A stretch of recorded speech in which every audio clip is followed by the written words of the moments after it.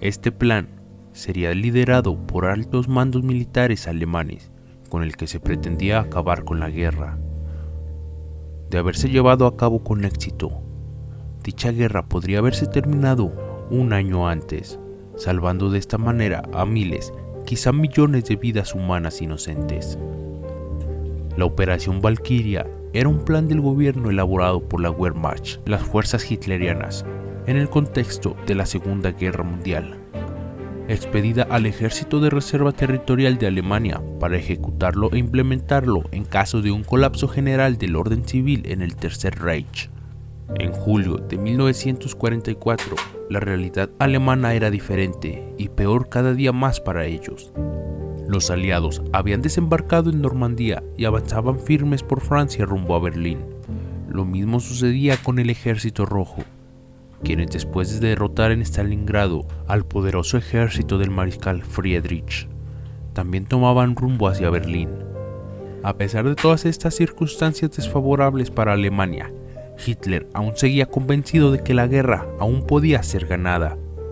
El impulsor de esta fallida operación llamada Valkyria fue el conde Klaus Schenck von Stauffenberg, un militar de las fuerzas nazis que abogaba porque fuese una élite intelectual quien dirigiese los destinos de la sociedad alemana. Al ser ascendido a teniente coronel, fue trasladado al Afrika Korps, el cuerpo de élite comandado por el mariscal Erwin Rommel. Pero, ¿quién era von Stauffenberg? Este individuo tenía 36 años, había participado en la campaña del norte de África. En batalla había perdido su ojo izquierdo, su mano derecha y 2 dedos de la mano izquierda, al ser atacado en su vehículo por una bomba de los aliados. De esta manera, y debido a sus lesiones, quedó incapaz de estar en el frente de la batalla, pues no podría empuñar un arma de fuego. Este coronel preveía con acierto el final de la guerra y el desastre alemán. Además, estaba en contra de las atrocidades cometidas por las SS contra los esclavos y los judíos. Para que su plan de matar a Hitler tuviera éxito, debían jugarse el todo por el todo. Una vez alcanzado el objetivo, sería indispensable formar un gobierno que encontrase una salida diplomática del conflicto, lo cual sería relativamente fácil, puesto que los aliados ya esperaban una rendición definitiva y final de Alemania, mientras que los militares se harían cargo del atentado propiamente dicho y del posterior control del Reich. El problema era cómo conseguirlo. Para ello, adaptaron un operativo ya existente, creado por los mismos nazis, llamado el Plan Valkyria.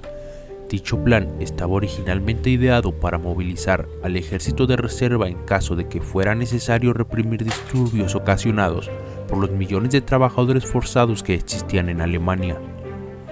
Sin embargo, el nuevo plan, ideado por Stauffenberg y los suyos, estas tropas se emplearían para neutralizar a las muchas unidades adictas al régimen nazi que aún habían en Alemania, en especial a las SS y la Gestapo, puesto que si bien Hitler tenía una dura oposición dentro de Alemania, también estaban los que lo adoraban firmemente. Stauffenberg decidió tomar las 2 misiones más riesgosas e importantes del complot: el asesinar a Hitler y liderar en Berlín el golpe de Estado. Las 2 tareas eran imposibles de llevar adelante casi al mismo tiempo, pero Stauffenberg decidió correr el riesgo. Iba a asesinar a Hitler el 20 de julio de 1944 en la guarida del lobo del Führer. Dicha guarida se encontraba en Prusia Oriental, lo que hoy es Polonia. Luego de matar a Hitler, volaría rumbo a Berlín para ponerse al frente del golpe de Estado. Finalmente se llegó el día. El 20 de julio de 1944, en la guarida del Lobo, uno de los cuarteles generales del Führer en Prusia. El lugar de la reunión con Hitler había sido cambiado. El calor era sofocante en el refugio subterráneo donde se iba a llevar a cabo la reunión, el cual era el lugar idóneo para una detonación, provocando un derrumbe del búnker y garantizando la eliminación del objetivo. Finalmente el lugar se cambió por un barrancón de madera al exterior. Durante esta reunión, Hitler quería analizar con la jerarquía militar la marcha de la guerra, en el que era uno de sus mayores cuarteles generales. Un gran plano del frente oriental había sido extendido sobre la gran mesa de roble. sostenida por unas gruesas patas. Von Stauffenberg y su ayudante, el teniente Werner von Heften, aterrizaron en Rastenburg a las 10:15 de la mañana el día 20 de julio. Al coronel lo llevaron de inmediato a la guarida del lobo a 6 kilómetros de la pista de aterrizaje.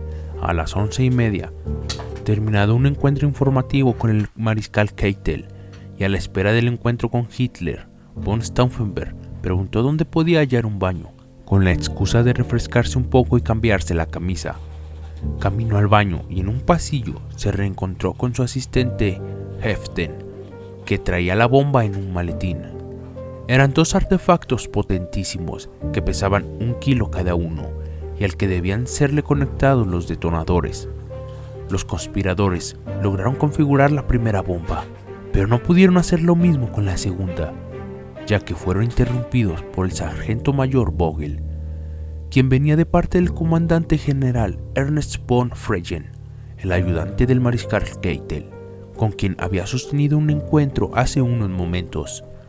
Von Stauffenberg y Heften tenían que apresurarse porque el Führer estaba por llegar. Desgraciadamente, Vogel no dio el mensaje y se fue. Para su mala fortuna, les dio el mensaje y esperó con la puerta de los servicios abierta, observándolos fijamente, de modo que la segunda bomba no pudo ser activada. Desde este momento la suerte empezó a jugar a favor de Hitler. Cuando von Stauffenberg entró al gran salón, la reunión con Hitler ya había comenzado. Stauffenberg y su ayudante fueron presentados. Hitler ni se fijó en el joven coronel. Estaba en el informe del comandante general Arnold Heusinger. Stauffenberg se sentó muy cerca del Führer. Esta posición estratégica la habría obtenido alegando que tenía algunos problemas de audición debido a sus heridas de guerra, lo cual no era verdad. La cercanía le garantizaba colocar su maletín explosivo a los pies de Hitler. Freyen entró entonces al salón con el maletín de von Stauffenberg, sin saber que llevaba en su interior 2 bombas.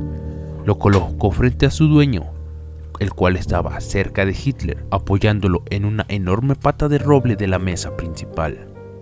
Stauffenberg entonces pidió permiso para irse. A nadie le pareció extraño.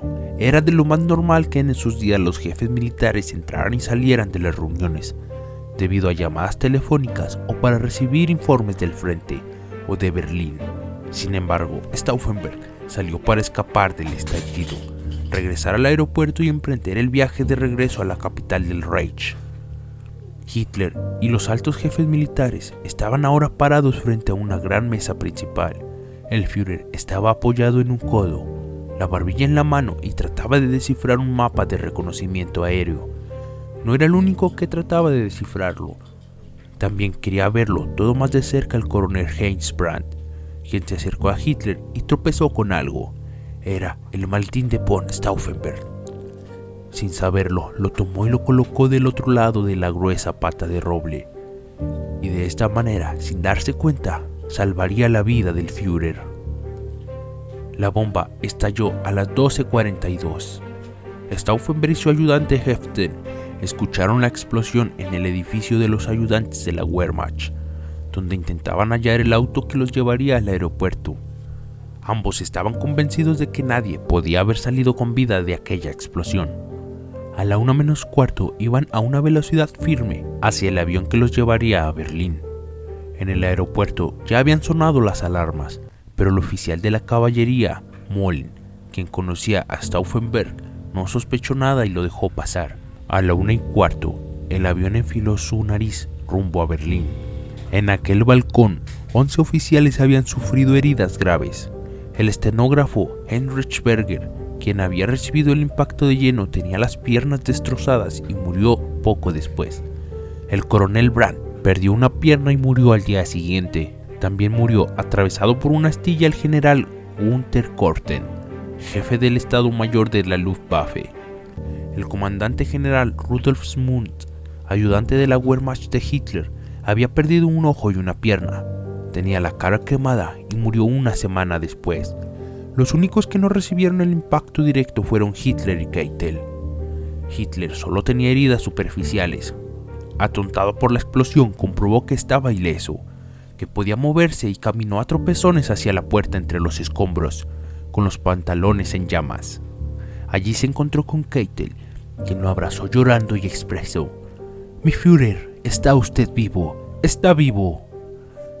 Quienes habían intentado matar a Hitler ya estaban en Berlín y habían lanzado su proclama con lo que creían verdad: el Führer Adolfo Hitler está muerto. Junto al general Friedrich Olbrich comenzaban con la parte siguiente. Arrestaron al comandante del ejército de las fuerzas de reserva, el general Friedrich Fromm, y ordenaron a las tropas que ocuparan los principales edificios gubernamentales de la capital. Sin embargo, poco tiempo después se lanzó un comunicado por radio.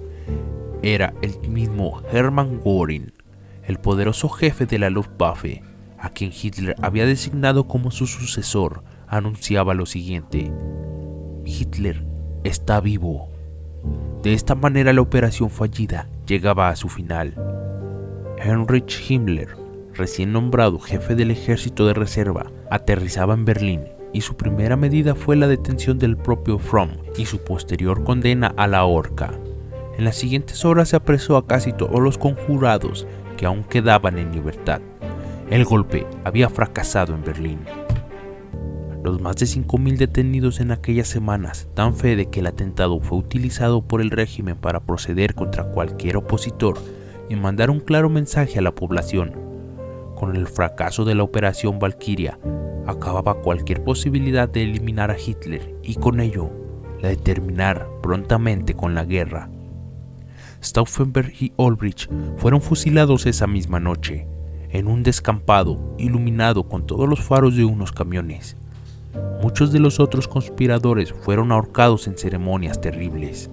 Los colgaron desnudos de ganchos de carnicerías y con el cuello atenazado con cuerdas de piano, las cuales no quebraban el cuello del condenado como en la horca común, sino que mataba con exasperante lentitud por asfixia. Ante los espasmódicos movimientos de las víctimas, que se conoce como el baile del ahorcado, esas ejecuciones fueron filmadas y proyectadas días después para el regocijo de Hitler y su Estado Mayor, en el Nido del Águila, la fortaleza de Berchtesgaden, en los Alpes bávaros. Finalmente el mariscal Erwin Rommel, un héroe de la campaña de África y defensor de las costas atlánticas en el día D.